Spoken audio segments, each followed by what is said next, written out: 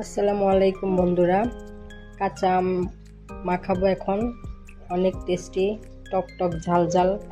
প্রথমে আমটা আমি কুচি কুচি করে নিব, এই কাটারের সাহায্যে কুচি করা হয়ে গেছে।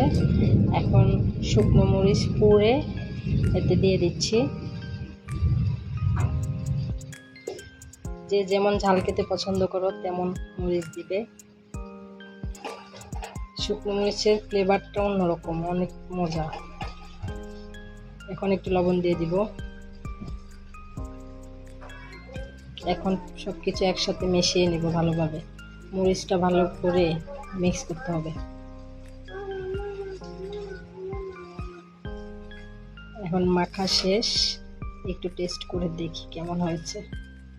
ওহ, সেই টেস্টি, ঝাল ঝাল টক টক, অনেক মজাদার।